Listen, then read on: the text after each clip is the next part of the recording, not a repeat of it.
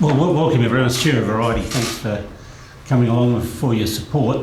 Look, we're 2 years into a 3-year deal with Port and the Crows, whereby Variety support their foundations to do the good work they do in the community.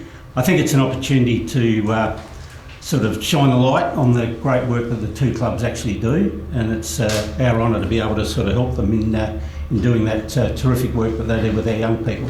It certainly ticks a couple of boxes for us as far as the money we raise going to really good causes and seeing value for the money that people give to Variety.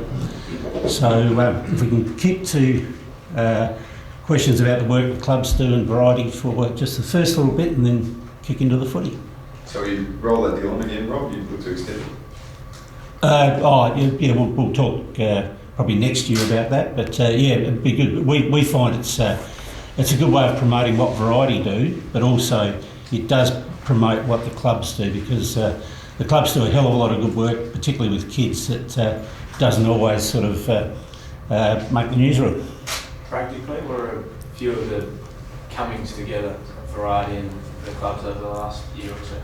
I think it's been really good, and it's one where the clubs can really come together as well. So I think as far as shining a good light on the clubs within the community, I think it's important for that. But one of the things about it is, it's a tangible result of more kids getting helped. Thanks, Ollie. I know both of you guys do a lot with charity, so it must be good to come for a common cause. Yeah. First Showdown, Press, you can go first, mate. First one off the boot. Right. Look, our club's a community-born club, and we pride ourselves on all the programs that we run in the community, and to be associated with Variety for this, I guess the Showdowns, it's I guess gives those underprivileged kids and children in need that perhaps don't have the voice or they can't do anything for themselves yet. I guess we're helping them, give them an opportunity to sort of flourish. Sort of prime example Friday night of what the Collingwood Football Club did for a kid that is going through a massive challenge himself, and I think a lot of people that watched that would have probably had a little tear in their eye, and it's amazing what they could do. And you saw James Harms, what he did with the Melbourne supporter, so it's just examples of what we can do to help others that are in need, and we enjoy doing it. I certainly do, and the more we can do it, the better off our world will be. Do you get a chance to seek any of that out there? So I saw a tweet from you saying it's one of the greatest things you've seen on a football field. Do you get a chance to seek any of that out and do it from a Crows perspective? Oh, we're forever doing things like that, which we enjoy. We enjoy going to the hospitals. We enjoy seeing kids that come and we put a smile on their face to see what we do. It's just a little thing that we're so lucky to be able to do, and we get to live our dream. But some kids are less fortunate than we are, so to be able to help them out in any way, that we certainly love and enjoy doing that. Ollie, first Showdown, captain's presser for you. How's the feeling ahead of the week? Yeah, no, we're excited. Look, we've made a pretty big call this year to move on from losses, and Friday night was very disappointing, but we've moved on from that. We'll review it today, and it doesn't get much bigger than this game twice a year for us. So we know the Crows have got a bit of momentum coming into this match, and they're starting to hit their straps, so very excited to go Saturday. Home Showdown, is it just help settle, given that you're sort of young guys you have in your team, a few guys that have experience with Showdowns, so help having the home one first? Yeah, perhaps. I haven't really thought about that, but it might make it a little bit more comfortable for them at this stage. Look, they're going to have a long career, so they're going to have to deal with these, and I guess to get thrown in the firing line early, it's probably important for their development, but it will probably make it a little bit more comfortable being the home crowd. It's like an away Showdown from a player's point of view. How does the atmosphere change from away Showdown for you guys? We don't have as many supporters there, Theo. I enjoy playing away Showdowns. Quite hostile supporters and environment, but it's always good. It makes it even better that we're 6th and 7th on the ladder, so it's going to be a pretty hot game on Saturday. I think it's Saturday, isn't it? Saturday night. Better rock up on time. It'll be great fun. It's just going to be another great Showdown. Tex, I think you said yesterday was one of the most physically demanding games you played in post-game. How have you pulled up? Yeah. Any worries with the body? Oh, I'm pretty sore, Rennie, to be honest. Sore and a little bit tired, but it's pretty ugly sort of game. There's 3 goals at half time. I don't even know how many goals were scored in the end, but just contest, crash and bash. Wasn't too highly scored, which I think the game's going like that now. And probably if we took a little bit more of our opportunities up front, and we potentially could have been a little bit further in front at half time, but we didn't. Then in the third we got a couple of goals, and that probably ended up being the difference in the end. I was going to ask you, is that the way footy's going, and is it frustrating as a forward, or is it just the game?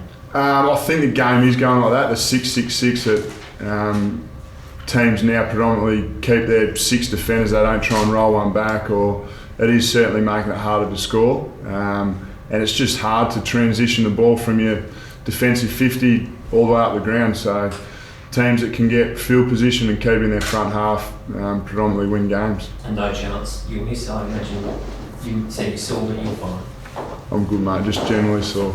So the 6-day gap between games for you guys, or was Port getting an 8-day gap? It's a bit unfair, isn't it? Yeah, well, does that make a big difference this week? You said yesterday it was such a physically taxing game. No, not at all. There's that much physical performance that goes into things, and we'll recover really well. Like Port, to review the game and move on as quickly as we can and prepare for Port. It's a bit more of a light week on the track for you guys. We'll be a little bit lighter, yeah. Ollie, from your point of view, extra 2 days, is it an advantage for you guys?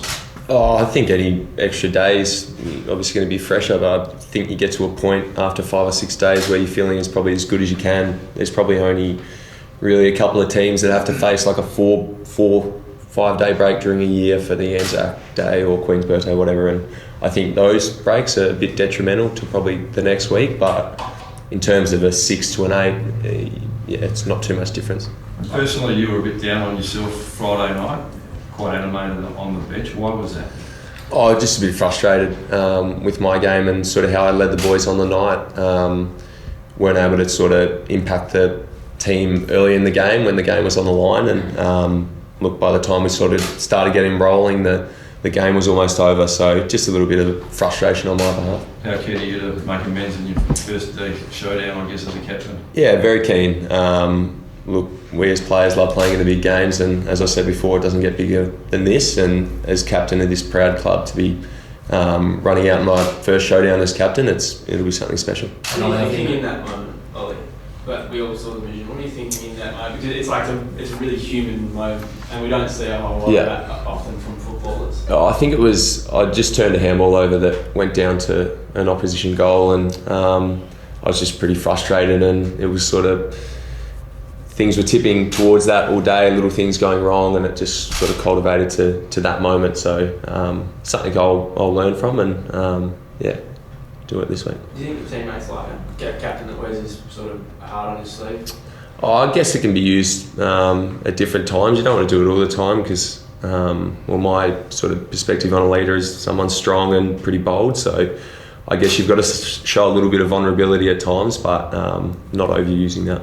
So how do you move past it though? Is it like when that sort of thing happens, is it good just to deal with it and then move on so you can clear your head and concentrate on the next play? Yeah, definitely. And as I said before, as a team, we've sort of tried to move on pretty quick from things, and me as an individual is very much in that boat. Put things behind me, and just knowing that whatever I do now can't change the outcome of what's happened, and get on to the next moment. So I think Ken Hinckley was quite animated to a quarter time. Does he often give those sprays, or is it just that we saw it while we're at it? I think we would have liked it. Yeah.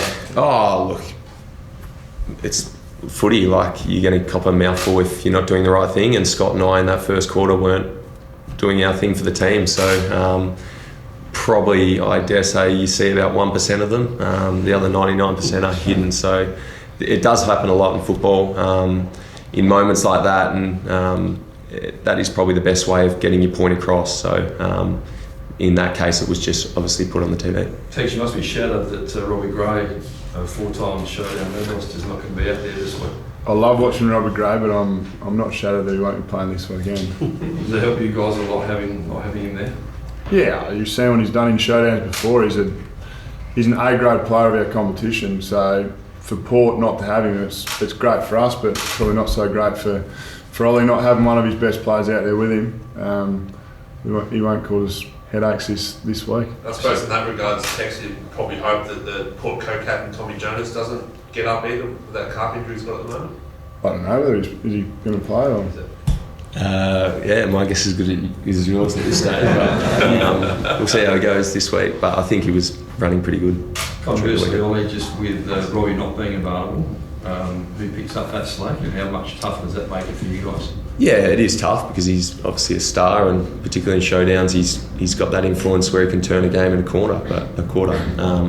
But look, we back guys to come in. We've got guys in the sample that are really good form at the moment. We're winning. They've got their confidence. So anyone can come in. I suppose on the other side, but Eddie always rocks up to Showdown and does what Robbie Ray does to the Crows. Yeah. What have you learned from him doing the same thing almost every Showdown? What did he do differently? Well, we joke about it because it seems like every Crows game we watch that we're not playing them, like Eddie has a quiet day or might just kick one or two, and then we're like, oh, Showdown's coming up, he'll kick his 8. It's a genuine form finder. I've never played a Showdown where Eddie doesn't show up and he does some special things. What do your defenders, what have they learned? I mean, you've tried so many different people on him. Yeah. What can you do differently this time? It's pretty tough. I think they try to be really physical with him, but I think he's got that license where he can run, and I don't think a better crummer off the pack. So it's hard to be pretty physical if someone's bolting straight at the pack and reads the play. So it is hard, and you just got to hope you might catch him on an off day, I think. Tex, you may or may not know, but you are the leading goal kicker in showdowns. What do these guys mean to you? I love them. Great for the state. They're always finals like football, so it gives our players a little taste of what finals footy's like. They're always quite close, very contested, and hopefully they'll be exciting and just like all others previously. And Tex, one of the big battles, of course, is in the ruck, and Port have got a couple of very good ones, but you must be delighted with the growth of Riley O'Brien. Yeah, he's been outstanding. He's got his opportunity now that Saucer's had a sore knee, and he just grabbed it with both hands. He doesn't leave a stone unturned. He works hard. He's a great fella, and now Elliot Himmelberg's come in. He's complimented him really well. So it's going to be a big task for the big boys, but they're both really looking forward to it. With those guys going very well, what chance that JJ gets another look at it? Yeah, he's a chance. JJ's gone back and he's working his butt off to get back into the side. He's a valuable member of our football club, so if we can get him in as soon as we can, he's going to help our footy club go forward. So I suppose it's up to Pikey Match Committee to decide whether we go 3 up front or whether we don't. How have you found that combination personally, Tex, with Elliot? Because it seems like Elliot can present up the ground, which allows you more space in the 50, and then he can sort of swap those roles at times as well. Yeah, he's a smart kid. He reads the play really well. His leading patterns are outstanding, and he's competitive. So he's fit in just nicely, and he's playing some good footy. Why do you think everyone has a fascination with getting JJ back inside teams? Like, not just media, but fans as well. Who's got a fascination? Oh, I mean, he gets mentioned all the time. Like every presser, every. Suppose you guys need someone to whip, don't you? Oh, well, we're not whipping him. I just want to know, like, what is it? Why are we so fascinated? Why is he so important? And you keep saying he's good and important. Everyone says he's. He's a good player. That's why he's important to us. Yeah, he's just not in the best. He's not in the form that he'd like to be. So he's important to us, and he's gone back for 3 weeks and played some good footy, but there's still some areas that Josh himself says that he wants to get better at. As I said, he's important to us, and if we can get him back in ASAP, then he's going to help us. So what does a good informed Josh do that he's not done in the last couple of weeks? Well, he's taking marks and kicking goals and putting some real intense pressure on, and we've seen signs of that the last 3 weeks, so I don't think he's too far away. Ollie, do you feel aggrieved that the Crows are quite warm favourites this week, given the fact until the last week or so you guys were obviously much higher on the ladder? Do you feel like you guys have a bit of a point to prove? Or? Oh, not really. We've been a bit inconsistent throughout the year. We've had some good games, but then we've had some poor games. So, yeah, look, that's really irrelevant to us. We don't really look at the odds or anything, but we feel as though we've got a pretty good chance in the game. Tex, do you look at the way that Collingwood jumped Port and figure out some of the ways that they could bring them undone early on? To be honest, I didn't watch the Friday night game, but we'll have a little look at it during the week, and we'll come up with a plan on how we think we can beat them. I guess you guys ought to have to be a lot more switched on, I guess, at the start of this week. It looked like you weren't quite on your game early. Yeah, definitely. They jumped us. That's sort of been a bit of a trend, particularly at Marvel against teams. So we've got to sort of address that. Look, it came down to our contest in the end. They were able to get away from stoppage too easily. We did have opportunities, but the fact we just let them out of stoppage too easily and they were able to score. You got a joke or anything this week, Ollie, just to lighten the mood with the boys? Serious week? Yeah, well, I got 6 days to think of it, so I'll have a think. But hopefully Tommy's back there to share a gag as well.